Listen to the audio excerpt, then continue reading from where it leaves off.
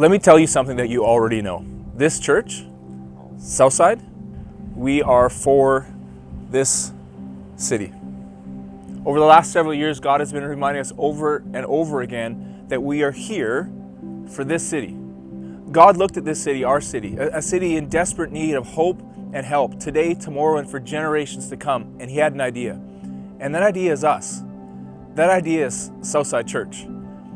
And over these next 2 years, we are going to be more for this city than we ever have before. We want to offer more help to this city. Do you know that as a church over the last 2 years, we've spent $450,000 bringing help to this city and beyond? We've been supporting single parents, pregnant moms in crisis, the Chehalis School, the Cyrus Center, our Sunshine Fund that helps families impacted by critical illness, and our free school project in Haiti. Over these next 2 years, we're going to do more. We're going to help more. For these next 2 years, we're going to spend an additional $180,000 for a total of $630,000 to bring more help to our city and beyond. We want to bring more hope to this city. 2 words: Jesus saves. The local church is God's idea, established by Jesus, empowered by the Holy Spirit to preach the gospel, to lift Jesus up, to see history change one life, one story at a time. Do you know that over the past 2 years, we spent $2.35 million bringing hope to this city through the ministries of Southside Church? Well, over these next 2 years, we want to bring more hope to the city. Our goal is to see 2,000 first-time guests walking through our doors. We want to see 750 people making first-time commitments to Jesus, 500 people taking their next step of baptism. So we're going to expand our efforts on Sundays and all week long. We're going to increase our staffing.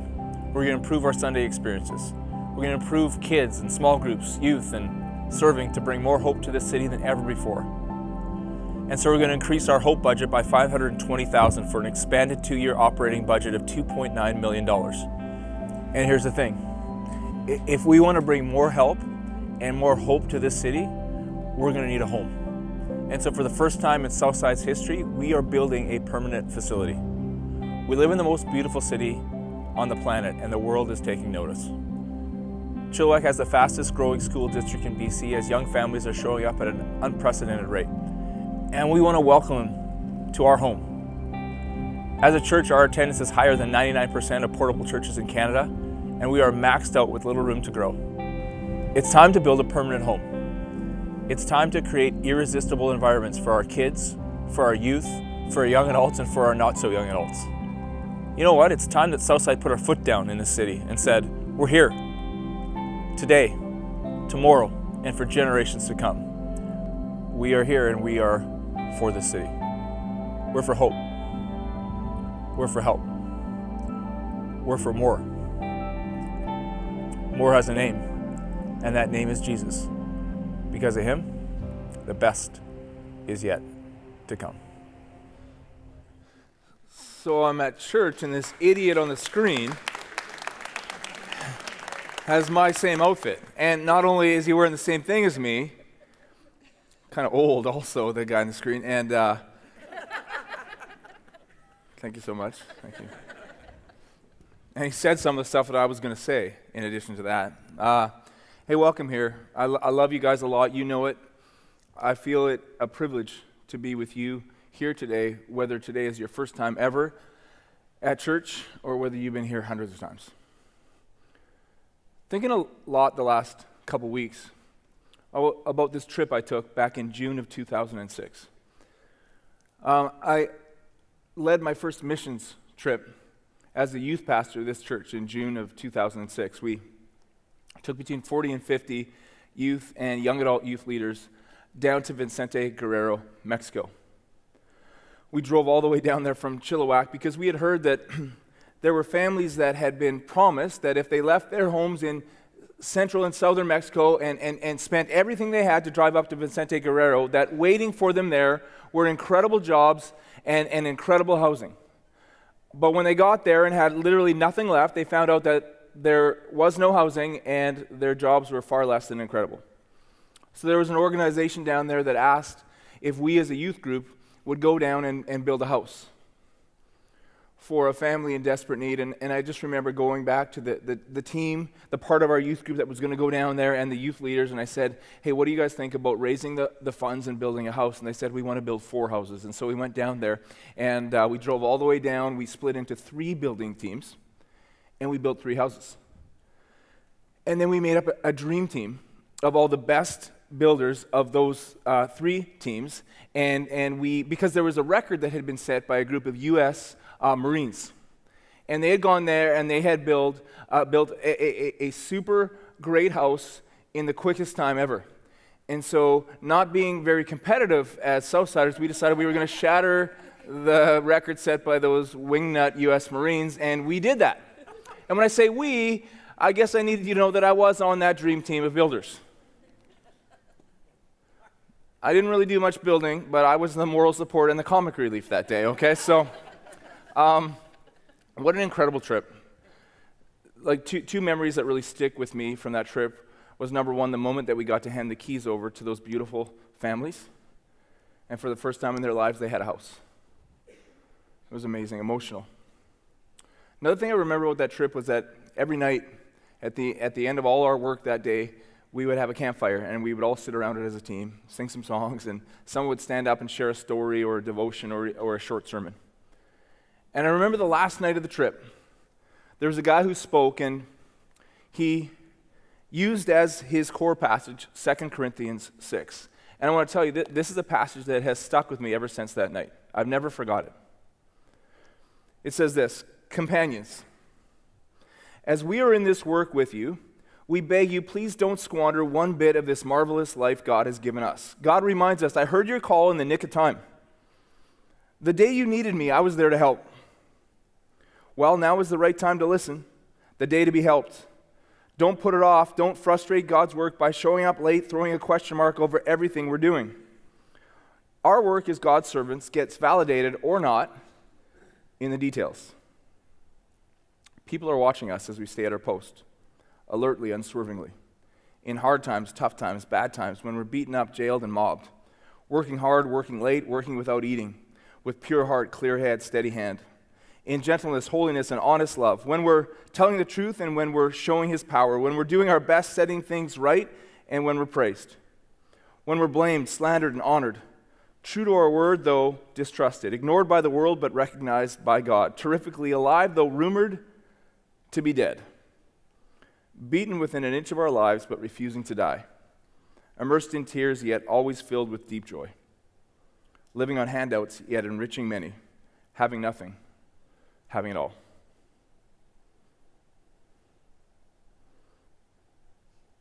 Dear Corinthians,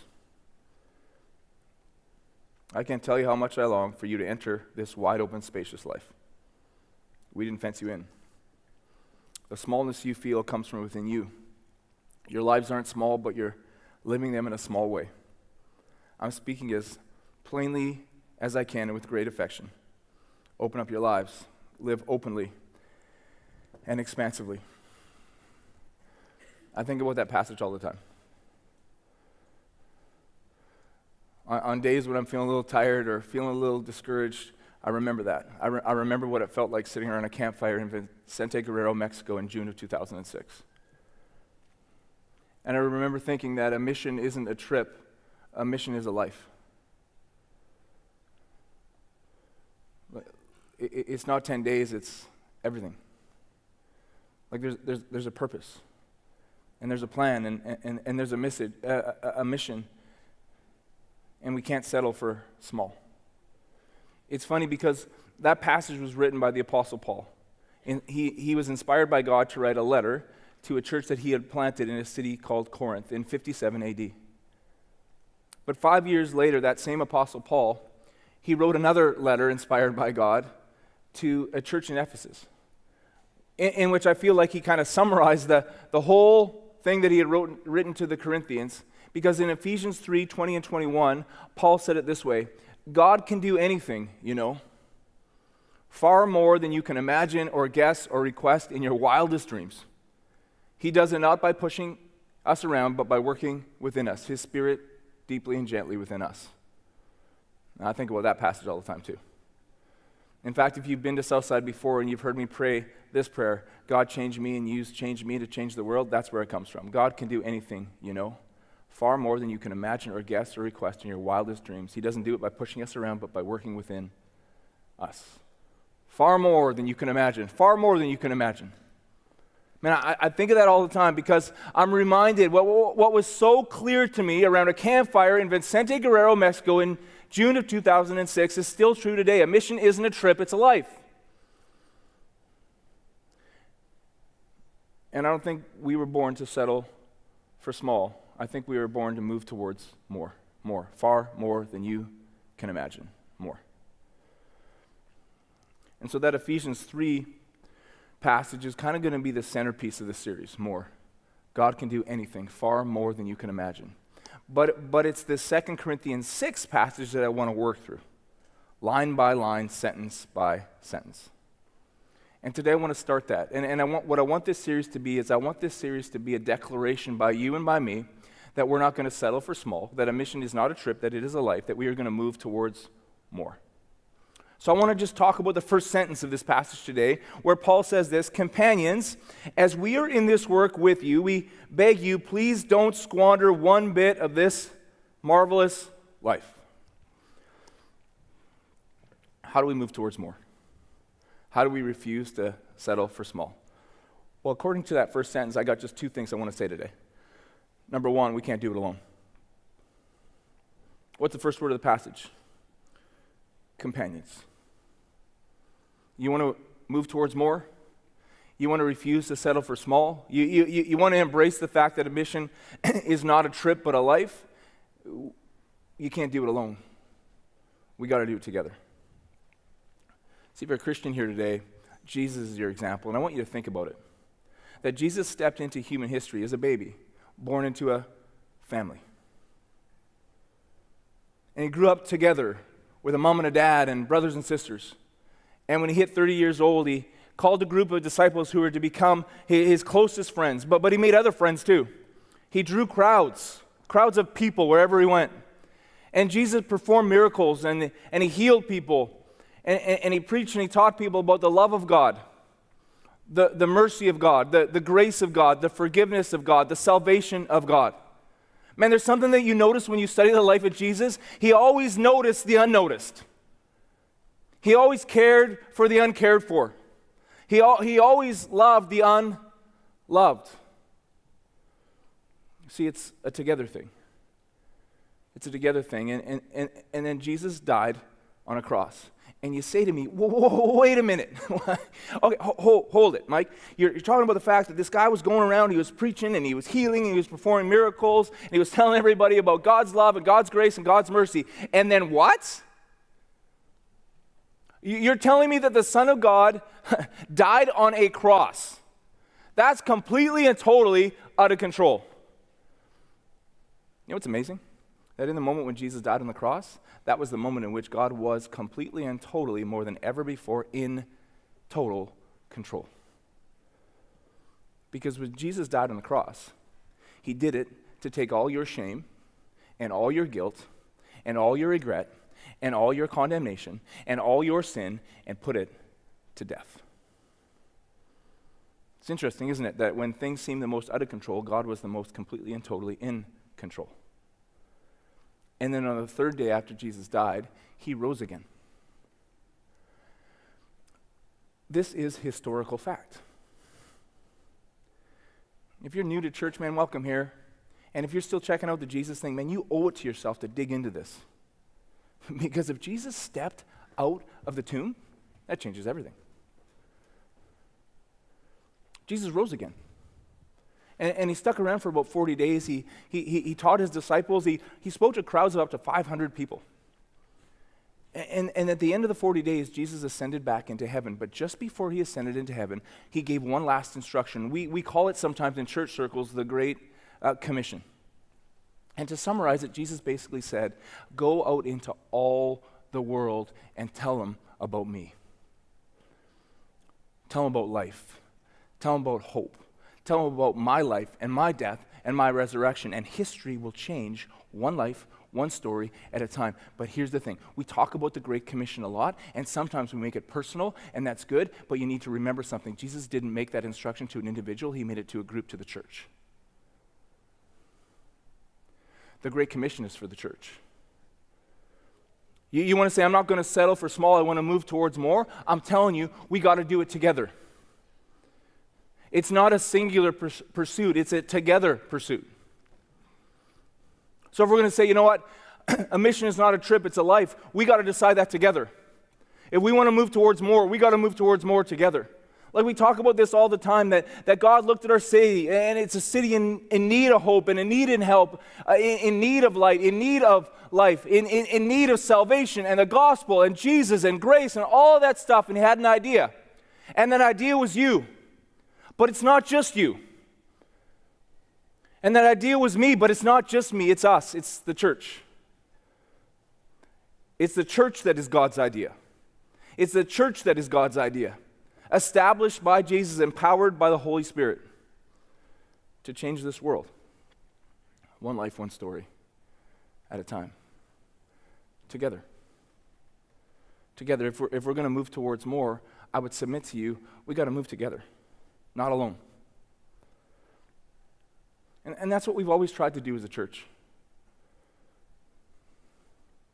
And I feel like looking back, there's been times in our church when things have seemed kind of out of control, but now I realize that God was always completely in control. Like, think about that trip. We drove all the way down from Chilliwack to Vicente Guerrero, Mexico. Had like 7 flat tires on the way. It's like... But 45 people, youth and youth leaders, on that trip. What's insane is that most of them are still here in this church, in this city. And what they did is they brought that missional mindset home with them. That a mission is not a trip, but a life. And we're not going to settle for small. In fact, first service, as I was speaking, I saw a married couple. They've been married for like 12 years now. And I remembered they were on that trip. And they used that mission trip as their honeymoon because they had just got married like 2 days before. Weird? Absolutely. But kind of cool, you know?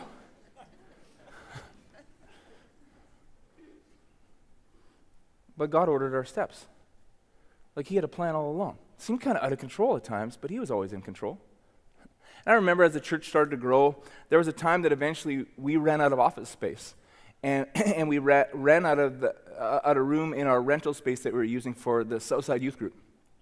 And so we decided that we were going to launch this campaign called Game Changer. And Game Changer was going to be a campaign that, for the first time in the history of Southside Church, we were going to, instead of renting, we were going to purchase a piece of property.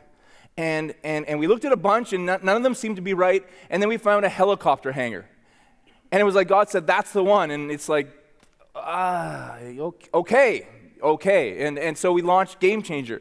And I remember standing up on the stage and saying, to summarize Game Changer, here was the message. We need $280,000. That was kind of the compelling message that I delivered during Game Changer. We need $280,000. Later on that week, Sandy, who did our finances, came to me and said, there's been a little bit of a mistake. We don't need $280,000. We actually need $400,000. I'm like, fantastic, because I just got up last week and said we need $280,000. I remember like 2 weeks later coming up, hey, you're never gonna believe what happened. You know how I said 280, we actually need 400. It's $120,000, right? Seemed kind of out of control. But I look back now and I realize, you know what, God was always in control as we moved towards more, because we bought that hangar. And we still have it, and they told me last week that we have over $1.5 million of equity in the hangar today. So God was ordering our steps all along. You get what I'm saying? And then 4 years ago, we launched this campaign called Bold. And Bold was interesting because Bold was it was a vision-based campaign. We just kind of felt like God was saying, you got to stand for the city. And it can't just be for today. It can't just be for tomorrow. It has to be for generations to come. That there's something unique about Southside Church, and Southside Church needs to exist for your grandkids. And in order for that to happen, we knew that we needed to purchase a full-time facility for this church. So God was telling us that we needed to get ready, but that it wasn't going to be our final step. So to summarize the message of Bold, let me try to summarize it for you. It was me on the stage saying this. Hey, wait till you hear this. We need to build something, somewhere, sometime. Yeah, I mean, come on. Like, what? You need more information? Are you kidding me? What more could I tell you? Well, what are you going to build? Something. When? Sometime. Where? Somewhere. And it seemed kind of out of control. And so we came up and we said, like, as a church, now the church was growing, it was bigger. Said we want to raise $1 million just to kind of get ready, just to kind of get ready. And I had people say to me, $1 million on this message. We want to build something, somewhere, sometime. I was like, yeah. I'm basically banking on this one thing, that we have a church that will not settle for small, and we always move towards more. It's in our DNA, And we did not raise $1 million. Because when the commitment night happened, $1.5 million was committed, not $1 million. And then some of those same people came back to me and said, you know what, it's great to get commitments, but just because you got commitments doesn't mean the money's going to come in. $1.5 million is not going to come in. It doesn't work that way. And you know what? It turns out they were absolutely right. $1.5 million didn't come in. $1.8 million came in. And when things seem totally out of control, it appears to me that as we move towards more, God has been in control the whole time. He's ordered our steps. One of the most incredible moments of my life was being here at the Bold Commitment event. And just watching these ordinary world changers walk up. And it was old people and young people. It was married people. It was widowed people. It was single moms and single dads saying, I can't do everything, but I can do something. So I'm just going to do what I can do and really believe that when I do what I can do, that God's going to show up and keep doing what only He can do. It was incredible. I was sitting beside Corinne. She was just weeping, But it's funny because God ordered our steps the whole time. Because if it wasn't for all the people that went on that trip in 2006 and brought their missional mindset home, we wouldn't be here today. And if it wasn't for a game changer with a summary message of we need $400,000, we need $400,000, we wouldn't be here today. And if it wasn't for Bold, we need to build something, somewhere, sometime. We wouldn't be ready for what God has for us over these next 2 years. I guess what I'm saying is this. It's kind of in our DNA, and it should be. That if we're going to make this decision in our life that a mission isn't just a trip, that it's a life, that we're not going to settle for small, we're going to move towards more, it's not meant to be done alone.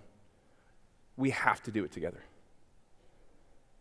That's the first thing I want to say. And the second thing I want to say is, as you read on in this first sentence of 2 Corinthians 6, it says this: please don't squander one bit of this marvelous life.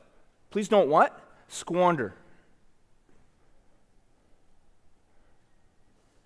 Well, that's interesting, I think. I think it's really interesting, actually. And here's why. If you're a Christian here today, if you've invited Jesus into your life, your eternity is secure. Your eternity is secure. But according to 2 Corinthians 6, you could still squander your life. Your eternity is secure, but you could still squander your life. You could still settle for small. In fact, I would suggest to you that if you look around North American churches today, what you will find is that sometimes the more time that somebody spends in a church, the smaller they get. Like, physical growth is kind of natural, right? Like, you're born, you get older, you grow, you get bigger. Spiritual growth doesn't work that way. And sometimes it feels like the longer that you spend in church, the smaller things get. I think there's a few reasons for that. One, I think over time there's a temptation when you go to church to settle for knowledge and to forget about faith. Sometimes we can settle for knowledge and forget about faith. So knowledge is awesome, by the way. There's people who say, like, I I learned Greek so I could read the New Testament in its original Greek form. Whew. Same here. Just kidding. No, but I mean, awesome. Cool. I memorized the Gospels and Romans. Wow. Like, no, that's great. That's really great. It doesn't really change anything, though, right? Like, it doesn't change anything unless you transfer that knowledge into faith. Faith. Without faith, it's impossible to please God. Faith. Faith. Kind of getting to this point in your life that you can actually look at Jesus and say, because you said so, I will. Like, to really live, to move towards more, it can't just be about knowledge. Eventually, it's got to be about faith. What was the invitation that Jesus gave to people over and over and over again? Come, know more about me. No, it wasn't that. He said, come, follow me. Following Jesus takes faith. You want to move towards more, you gotta know about Jesus, but you also got to know him. How do you know him? Follow him. Follow him. The second reason that sometimes I think spending a lot of time in the church, if you're not careful, can make you smaller rather than bigger, is because you start to get in this zone of your life where you're fighting against people instead of fighting for them. You understand? Because first it starts with you settle for knowledge, so you know all about a whole bunch of stuff. You know all the rules, and you know all the regulations, and you know how to dot all the I's and cross all the T's, and so you're really quick to judge people, and you're really quick to get angry at people, you're really quick to disagree with people, and you like to win arguments, but you don't like to win friends.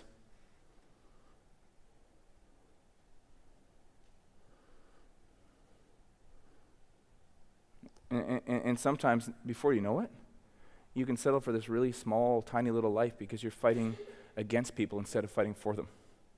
See, if you would have followed Jesus, if you would have had faith enough to follow, what you would have realized is that Jesus said, oh, you want to know the two most important rules?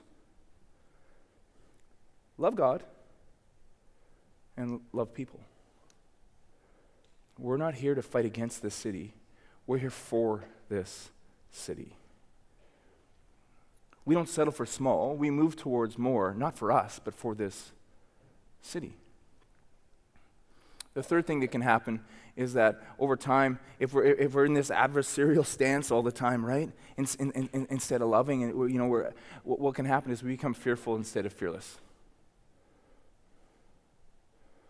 Loving people takes courage. Did you know that? Being for this city takes courage. Did you know that? Can I give you just some simple examples? We want to be an inviting church.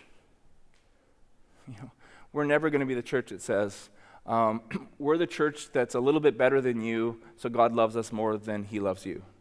No, we're the church that says this. Hey, you are not going to believe this. Jesus saved me. If he can save me, he can save anybody.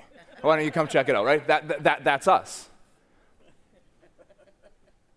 And every single Sunday, miracles come walking through that door. Miracles come walking through that door. Miracles.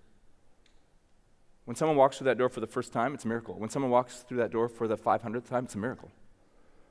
But when you have an inviting church, that takes a little bit of courage to invite, because if you invite, you could be rejected.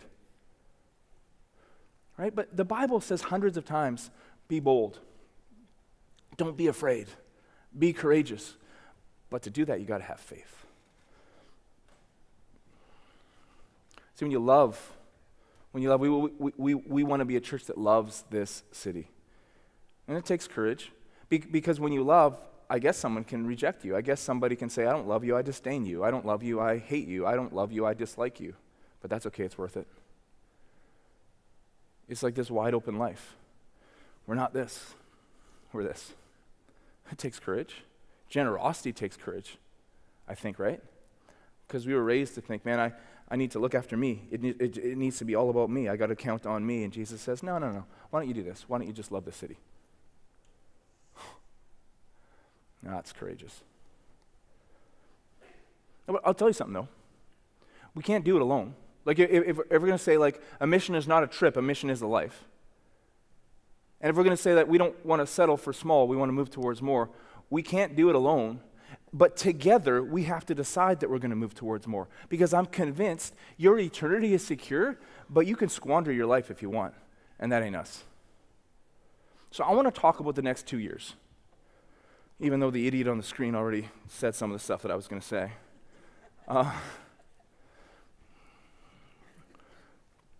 Over these next 2 years, we want to expand our vision. We want to be for this city more than we ever have before. So you're going to hear that word more a lot over the next 2 years, more. We kind of think it's the word for us over these next 2 years. God can do anything, far more than you can imagine, more. But there's 3 more words that you're going to hear a lot. Help, hope, and home. Help, hope, and home. We just want to help. We feel like for too many years, the church has been known for everything we're against. We want to be known for who we're for. We're for the city. And we want to help in a tangible way because we really think that people don't really care how much you know until they know how much you care. So over the last 2 years, we've spent $450,000 just trying to help. We've adopted the Chehalis School to help kids within and outside of the foster care system in desperate poverty. We have a free school in Haiti. We've tried to help women who are single moms and dads who are single dads through the Fueled Up initiative. Pregnant women in crisis. In December of last year, we started the Sunshine Fund. The Sunshine Fund is just really simple. It's just us trying to, in a tangible financial way, come alongside families dealing with critical illness and saying, you know what? We actually don't know what you're going through. We can't completely relate, but we just wanted you to know something. We love you. And you're not alone, and we're praying for you, and God loves you too. So we spent $450,000 to help, and we're going to expand that by $180,000 over the next 2 years. We're going to spend $630,000 to help. The second word that you're going to hear a lot about over these next couple years is the word hope. Jesus saves. Like John 3:16, Jesus said this, "For God so loved the world that he gave his one and only Son, that whoever believes in him will not perish but have everlasting life." That changes everything. That changes everything. That changes eternities. That changes people. It changes marriages. It changes families. It changes everything. And so over these next 2 years, we want to expand our vision to bring hope to this city. We're going to expand our staffing. We're going to expand our Sunday morning experience. We're going to expand our youth ministry and spend more money on our kids' ministry. See, here's what we're not going to do, by the way, is say, oh, we're building a building over the next 2 years. We're just going to call a timeout. We're going to huddle up. We're going to be all about us for 2 years. We won't do that. We're for this city for the next 2 years. So we're going to expand our efforts. We're going to expand our efforts to reach out through our online services. We got people all over the world, a growing number of people that are watching our services online every week. We got an email from a guy in Arkansas last week. I kind of like people from the South because it's kind of like they're rednecks like me. I'm from Red Deer, so But he says him and his family get together and they watch our services every week. So we're going to expand. But here's the thing. That missions trip in 2006, Game Changer campaign, the Bold campaign, has now put us in a position that we can take that next big step. If we're going to bring help and hope to this city, today, tomorrow, and for generations to come, we need a home. It's amazing, if you read the Bible, you'll find that one day, eventually for all of us, our time is going to expire on this planet. We're going to meet Jesus face to face. And when we do, I want to hear him say, well done, well done. And in Matthew 25, Jesus talks about the fact that whatever we did to help people who need help, whatever we did to bring hope to the hopeless, it's like we were doing it for him. Jesus is going to look at you and he's going to say, thank you. I was hungry and you gave me something to eat. I was thirsty and you gave me something to drink. I was sick and you comforted me. I was a prisoner and you visited me. I was naked and you clothed me. And you know what else he's going to say? I was a stranger and you welcomed me in. People come from all over the world to this city. Of course they are. Why wouldn't you? It's the greatest city in the world. And what I want for generations to come to have a home that we can say, come on in. Hey. You're not going to believe this. Jesus saved me. If he can save me, he can save anybody. You got to meet him. So on your way out today, you get one of these. There's a set of tables inside the gym and the identical set of tables outside the gym, and they're organized according to your t-shirt size, okay? So if there's a big lineup on the tables inside, just understand there's another set of tables outside. You can go grab one. Inside is a t-shirt. We Are For This City t-shirt. There's a lanyard, like it's one of those things you put your keys on, lanyard. Everyone knows what that is. I don't even know why. There's one of these vision booklets. My wife Corinne and Brianna Murphy put infinity hours into making this vision booklet up. So Corinne asked me to deliver a message to you. Don't you dare, I'm just passing on to what she said. Okay, don't you dare leave this on the floor of your car, okay? So,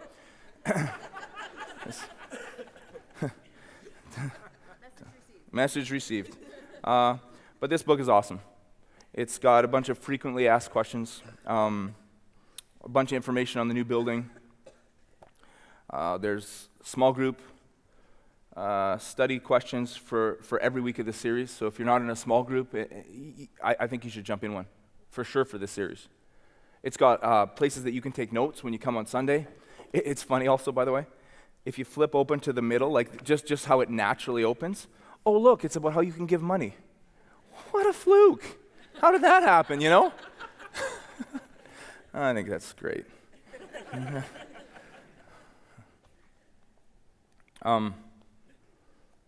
So here's my goal. Can I talk about something before we get to money? We got to do this together. So my goal is real simple. My goal, like it's true, to fund our expanded vision over the next 2 years will take $6 million. But my goal is that every single person in this church would participate. We don't all have the same capacity, right? But we all have the same ability to say, I can't do everything, but I'm just going to do what I can do and trust that God's going to keep doing what only he can do. So there's this thing here. It's kind of like a commitment card. It's not like a commitment card, actually. It is a commitment card. So it's funny. It says on the top line of the commitment card, it's like, how much are you giving right now? And I think that's kind of interesting because for a lot of people, the truth is, the answer right now is 0. And can I say something? That's okay. We're not the guilt trip church or the yell at you church. Yet you haven't been in a place in your life yet where you want to give. I get it. But can I tell you something? This next line says, how much are you going to give? I just can't think of a much better time than these next 2 years to say, God, I can't do everything, but I'm going to do something. Then you multiply it by 2 over the next 2 years, you need $6 million over the next 2 years. What else? Oh, there's this part here that says, stored resources. So just for some people, that you might have stocks and bonds, you might have property, and you might say, this is the moment that I kind of been waiting for. I want to plant something down in this city that's going to be here for generations. Awesome. There's one more thing I want to talk about because it's always a funny joke, and you look like you could use a funny joke right about now, so I thought I'd bring one up. This is a gift profile guide, and what it does is it kind of goes through what we need to kind of make this $6 million vision happen. And right at the top there it says, we need one person to give $1 million. And the obvious joke at this point is and if we could, we're just going to wait here until somebody puts up their hand to give that $1 million. And it's hilarious, I know, it's so good. But I kind of felt convicted though, because I like that joke and it's funny. But I thought I should tell you something. We'll have people give $1 million to this campaign, probably more than one. So it is hilarious as a joke, but for some people it's not a joke because they have capacity that maybe many of us don't have, and what they've decided is that they can't think of any investment that they could possibly make that would ripple into eternity like this investment.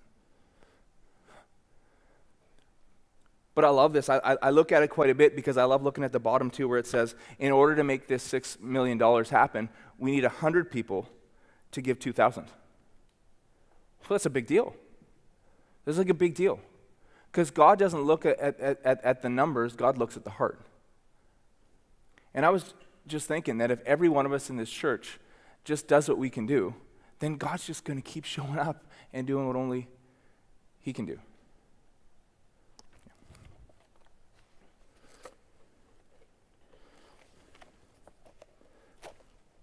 What made sense to me around a campfire in Vicente Guerrero, Mexico in 2006, it still makes sense to me now. A mission's not a trip. It's a life. There's a reason for you. There's a reason for me. There's a reason for us. And it's not to settle for small. It's to move towards more.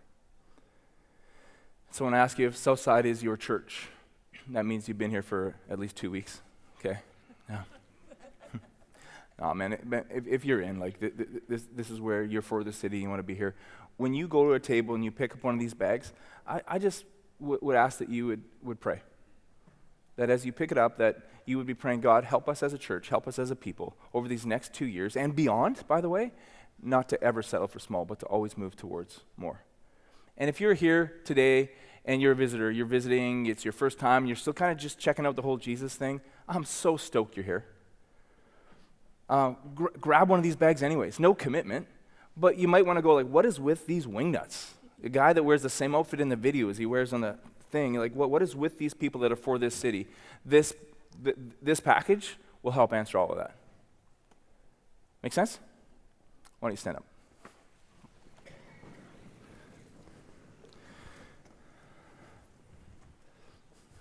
There's something that I just thought I was supposed to remind you before we left today. You might have heard it before. God can do anything, you know. Far more than you could ask or guess or imagine in your wildest dreams. He doesn't do it by pushing us around. He does it by working inside of us. I love you. I'm proud to be part of this church and part of this mission. And over these next 2 years and beyond, we're not going to settle for small. We're going to move towards more. I love you guys. See you next week. Thanks for joining us. We'd love to see you at any of our 3 Sunday services held at Sardis Secondary School on Stevenson Road in Chilliwack, British Columbia. For more information, please visit southsidelife.com.